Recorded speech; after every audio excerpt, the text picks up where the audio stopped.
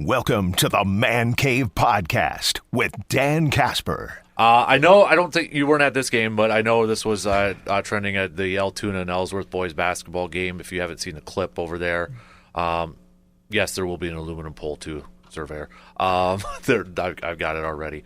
But inbounds pass is like half court, almost maybe a deep three by Ellsworth to get the walk-off with less than a second to go. Mm-hmm. Yeah, a doozy of a game in the middle border. Yep, exactly. So, but where do you want to start off with? Should we start with boys basketball? I mean, was it last week you were just over at Stouts? Yes, watching some of the action over there. Yep. So, anything kind of stand out? What were the games that you kind of watched over there? A lot of them. Yeah, I mean, a lot of them. Yeah, I don't know. I mean, the Western Clover Belt fared pretty well, as it usually does there, but still, that's always such a great event because you have, I think all the pretty much all the Western Clover Belt teams in action, but then you have some from the Dun St. Croix, and you had Altoona from the middle border, and you get these other ones, and it's just a really good idea. Mm-hmm. And it's you're going to have solid teams there, so it's something that I think they like to do early in the year because it's a little bit tougher to do once you actually get into the year, just because it's hard. It's kind of harder. Everyone's schedule is always a little bit different once you kind of get 2, 3, 4 weeks into the year. But early on, you can still land it. And just good games all around. Got Bloomer, Stanley Boyd picking up wins. Later on, Fall Creek picking up a win. It's just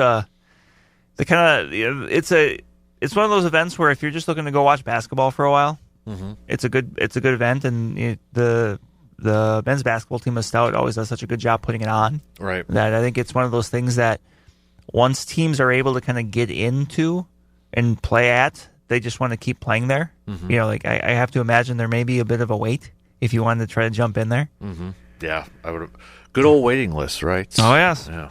And then I know, was it on Tuesday you watched a little Bloomer Cadet action? Yes, a little boys basketball. Western Clover Belt got underway. Bloomer picked up the win over Cadet. Eau Claire Regis picked up a win over McDonald. Mm-hmm. No rivalry game there too. A little bit. I mean, those are two teams. I guess McDonald as well jumping in there that I think you're going to have to really keep an eye out on. When it comes to the conference title race. Mm-hmm. And tonight Bloomer actually hosts Regis, so that'll be a big one right off the rip again. So kind of a good litmus test, I think, for both teams to see where they're at as we really start to get into the conference season now. Mm-hmm.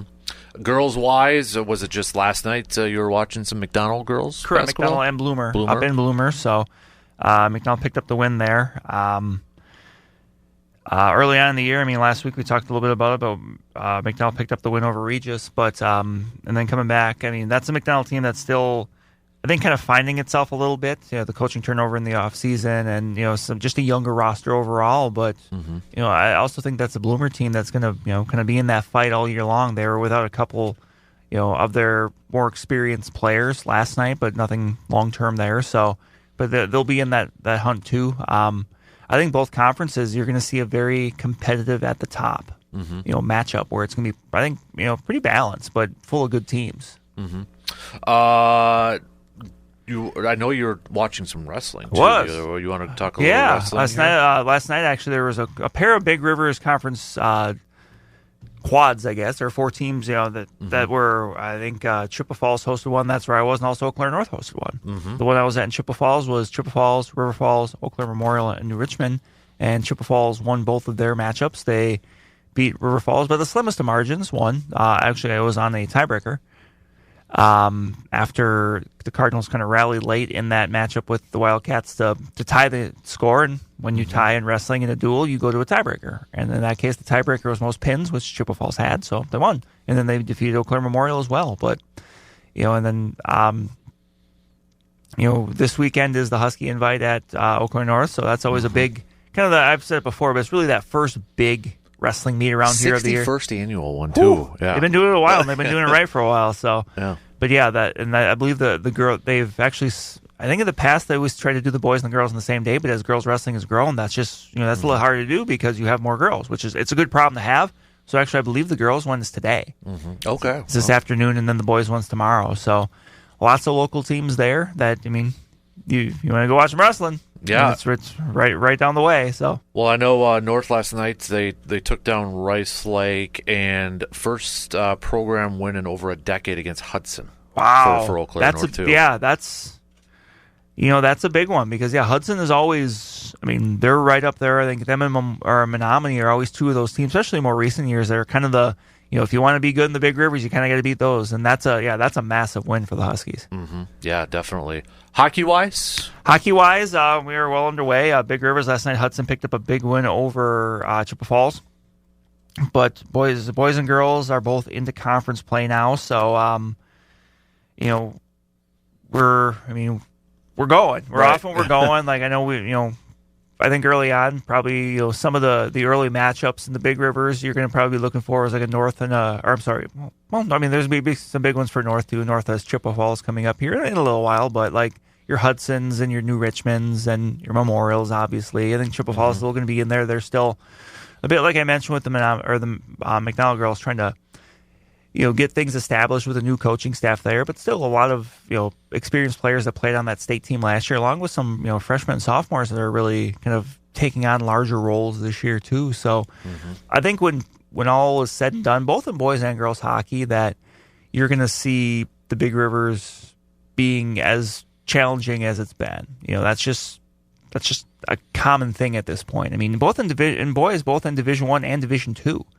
I mean, you can look at recent history, and pretty much every team in the Big Rivers has gone to state, be it D1 or D2. A couple of them have brought home championships, but that's not a coincidence. That's not just something that happened. That's a byproduct of very strong programs, and that extends to the girls' side as well. Absolutely. Anything else before I hit the college side things here? It's just a lot of stuff going on. There is. It's hard to cover everything. Yeah, and you kind of once we get that like 2 or 3 week stretch after Thanksgiving before you get into the Christmas time, like it's always just such a sprint because you've got teams trying to get in a bunch of stuff. Right. Yep. So you're going. I mean, I know tonight I believe it's North and Rice Lake are playing at the Sontag, which is the first I believe high school game that's being played there. That's pretty cool that they're that's something that's going to be done. Give those kids a chance to kind of see that venue too. Yeah, definitely, right? So that's going to be a lot of fun to watch for those kids there. Anybody has not gone to a game over there yet, definitely go check. Have you been there yet? I have not. All right. I need to for something. Yeah, go check out some hoops and such. So speaking of the Blue Golds and Nets, you've got some women's basketball coming up. They're going to be taking on Wisconsin Lutheran tomorrow. Women's hockey going to be going up against Augsburg. Men's hockey, big matchup going up against Stevens Point this week in the Fighting Justice Clevelands of Stevens Point, too. So women's hockey, I mentioned Augsburg. That's number 6. That's going to be tomorrow. But tonight they're going to be taking on College of St. Scholastica over there. And then Stouts as well. Kind of a fun... a little bit different because the season's going on, but they got an exhibition basketball game. They're going up against North Dakota State today.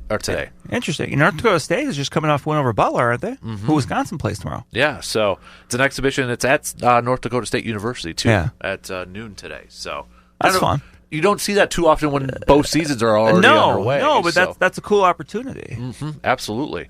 And then the hockey teams, men's hockey team is going to be taking on River Falls this weekend over here, too. And I know, we've got to mention, because I know we got some listeners that are involved with this, but Stout, big in the esports, Wisconsin esports. So Wisconsin Esports Conference State Championship. The Blue Devils esports program had 2 teams qualify for the Wisconsin Esports Conference State Championship this past weekend at Waukesha County Technical College. Both the Varsity Rocket League and the Valorant teams qualified through the regional lands and play-in matches earlier in the postseason. So. And when you brought up North Dakota State, there was something I had to double check on, but I was right. Actually, there is a local connection. Noah Federson from Menominee plays for North Dakota State. Okay, he's a sophomore, so maybe obviously that's got to be I'm assuming he's been playing for North Dakota State, so obviously that's got to be pretty cool for him to get a chance to kind of see NDSU or to see Stout, obviously a school he's familiar with being from Menominee, but also maybe a couple guys that he played against in high school too. So that's kind of a unique local connection there with North Dakota State and that scrimmage. Yep. And just to wrap, Valorant, I hope I pronounced that correct, probably not.